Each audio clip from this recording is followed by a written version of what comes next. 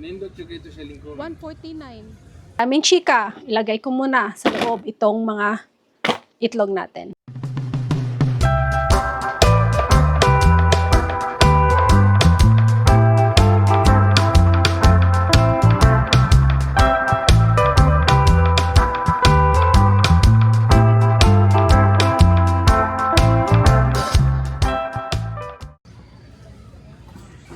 Nindot? Uy, dahil pa kitang paliton. Sige na, uy. Kani walan siya sa ulo. Kari may nindot. Pero kanina siya sa ulo. This one is nice. Ano mo tingog? Nindot siya ito sa lingkod. 149. Pero kung man di sale. Kayo. Huwat lang tag mo sale. Ano yung mag-price? Lingkod ba? Yeah, you can feel the difference.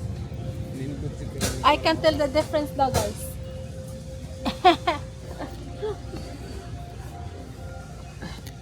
Oy, kadako sa daan ni oy. Maglingkod-lingkod na lang ta. Muratag na sa office. Ang manager. Nindot siya kayo siya. Mataas na tingin. Hi mga labitas! Welcome back to my channel. Pumunta tayo kanina sa Costco, Aldi. Yeah, dalawang store lang. So, guess what? Kung magkano yung na-spend natin is $200. So, that is like mga ano na yata sa Pilipinas. Mga, I think, 11,000 pesos. So, ipakita ko sa inyo, mga labidabs, kung ano yung nabili natin sa Costco. Kasi yung Costco, marami silang sale. Marami silang less $6, $3. Marami silang mga naka-less na item. So, ginagrab na namin ni Habibi para siya maka-save. Ito lahat mga labidabs, ipakita ko sa inyo, okay? Kung ano yung nabili natin sa Costco at saka sa Aldi. So, minix na lang namin sa isang bag kasi wala kaming malagyan at saka kailangan siyang ihalo-halo sa isang bag. So, yun lang. So, yung nabili yung sa Costco, yung nabayaran pala ni Habibi is 140 plus. And yung sa akin sa Aldi is 102.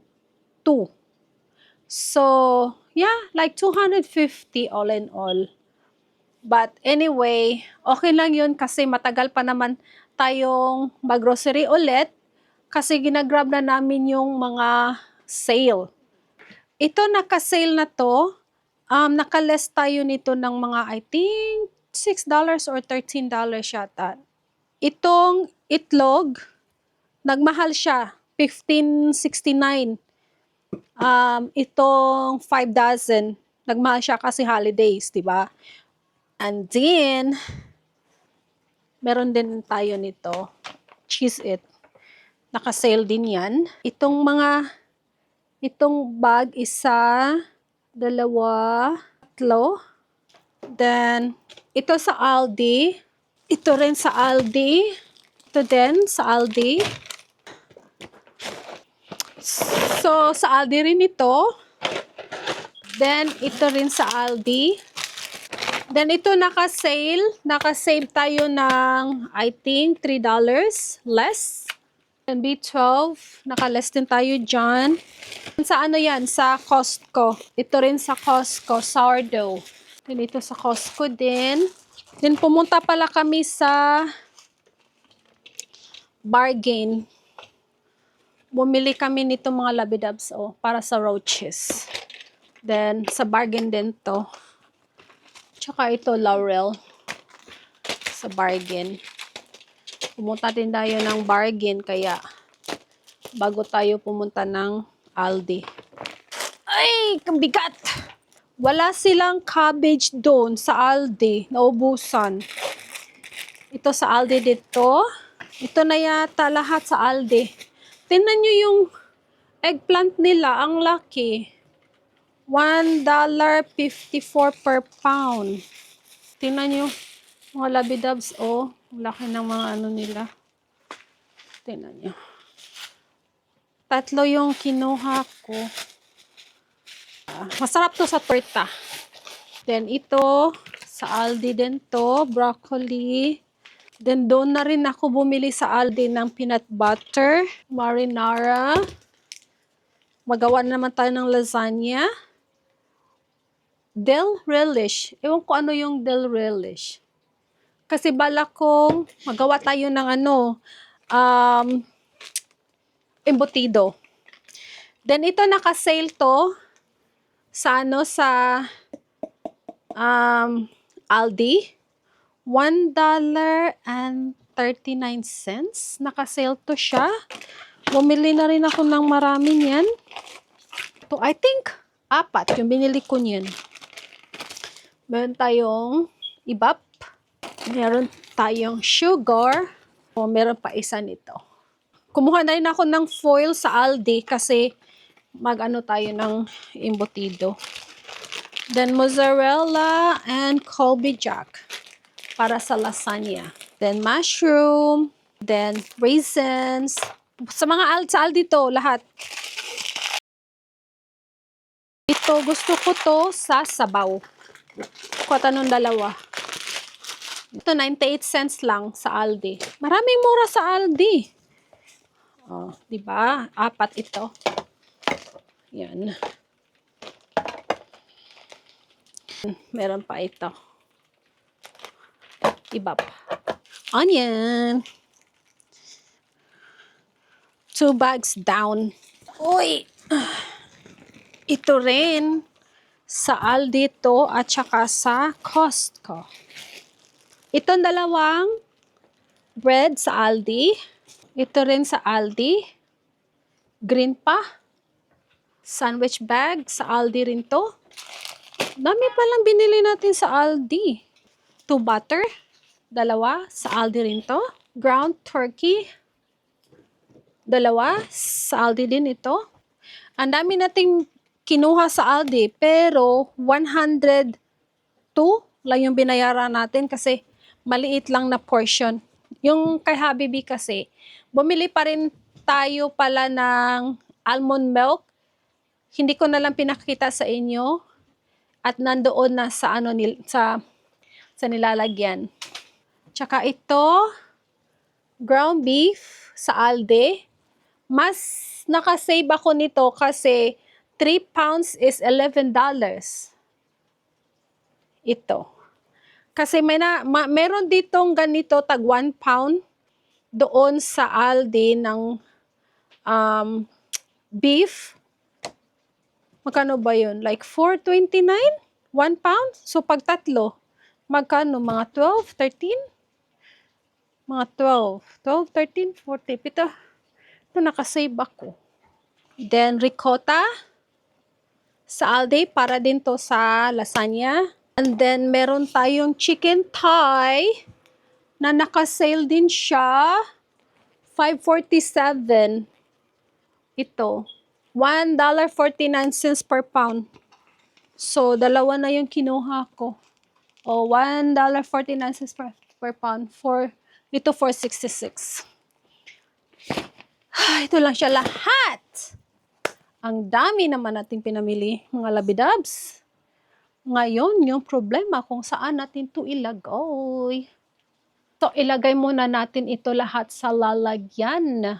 But if I lay down and I play dead and I stay dead, maybe you'll get sick of being the monster out of my head, under my bed. So, ilagay na natin yung mga itlog sa tray.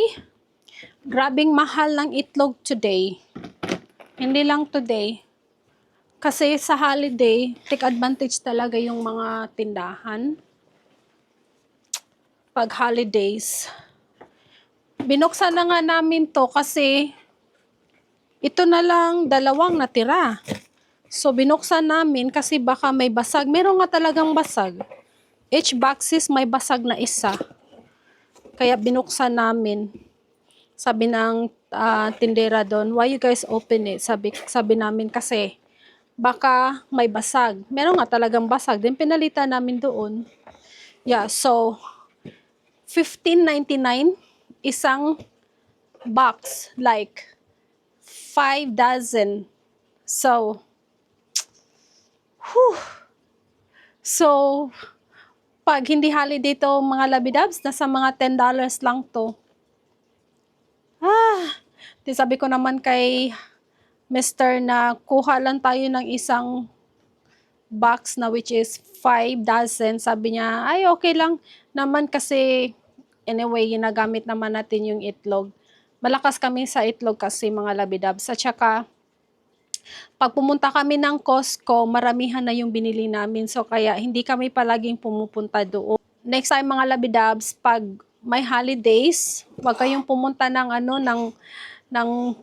wag kayong bumili ng late ng mga itlog sa, let's say like in Costco kasi pag holidays kasi ginagamit yung itlog.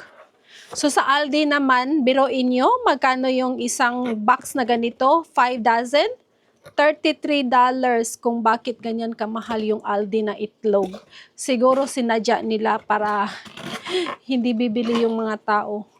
At least meron silang itlog na kine-carry. But I don't think so. People buy it, you know. Tapos $33.99 for 5 dozen of egg. That's too much, di ba? Ilagay lang natin muna dito sa loob mga labidabs. Kasi itong 5 is ano to? 10 dozen yung makasya nito. Ito. Pag gusto nyo kung saan ako nakabili nito, sa Timo, mura lang to. Lalagyan ng itlog. Ang dami kong chika, no? So, ilagay mo natin yung mga itlog at para tayo ay matapos na at para tayo ay matulog na kasi right now is anong oras na ba? Ay, hindi pa tayo matulog siguro. Meron pa tayong isang oras. Kasi kahit ganyan, ano na yata ngayon, magpa 5 o'clock na. So, mga 5, 6, 6:30, 6 o'clock, natutulog na kami kasi maaga pa yung work namin bukas. Okay. Aming chika, ilagay ko muna sa loob itong mga itlog natin. Think you're something out of my nightmares. So, that's all for today. Sa next video na naman tayo ulit. Kasi gabi na dito mga labidabs. At tayo ay magpahinga na kasi may pasok pa tayo tomorrow. Thank you for watching. Please like and share. And don't forget to subscribe. Thank you. And you have a nice day. Bye.